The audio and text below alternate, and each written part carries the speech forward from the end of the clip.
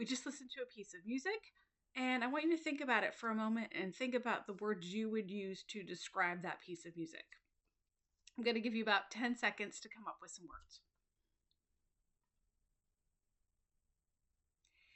Did you maybe come up with a high pitched, maybe even yelling?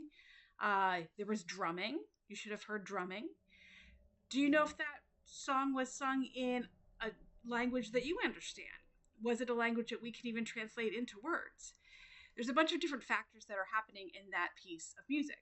And we're going to be talking about them specifically in a moment, but we're going to talk about that piece of music a little bit later on in this chapter as well. This piece of music does give us a couple of key characteristics that are common for a lot of Native American tribal musics that we're going to listen to. So when we talk about the music, we're going to talk about this chapter. We're going to talk about tribal music from several specific tribal groups. We're going to talk about intertribal music that is connecting tribes together. And then we're also going to talk about some outside religious influences onto tribal music and some popular versions of music that are occurring. The key characteristics of the piece we just listened to are that it is monophonic. There is one person singing and there is drumming, but there are no other harmonies or melodies going around. So it's monophonic. It is also, the drumming is happening and there is a steady beat. Usually a lot of the music that we're going to listen to is not duple or triple. Every beat is strong. So that's pretty common. Another factor is that they're going to use something called vocables. This particular piece uses vocables. None of the things you heard are translatable into another language. And we'll talk a little bit more about what vocables are, and your book will as well. So you should read that section. And the last factor is that it starts up, usually the melody starts high and then it comes down to a lower point. So that's pretty common, that descending melodic line. Oh, one more factor. They were singing in a style called falsetto. So they were up in a higher range of the typically male voice, which is called falsetto. And sometimes, but not always, we'll be hearing some of that falsetto range.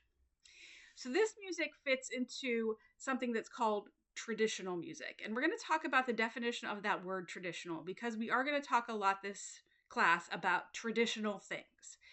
So traditional doesn't mean it's the way things have always been. Traditional means that we've taken elements from the past and we're still using them today in a way that suits our purposes. I'm going to put the definition up there in a second for you to see, and you'll see a slide with that definition in a moment as well. But that's what that means. So if you're thinking about that, you maybe have a family recipe that's traditional. That doesn't mean that you do it exactly the way your great grandparents did it. They didn't have the equipment you have. You do it.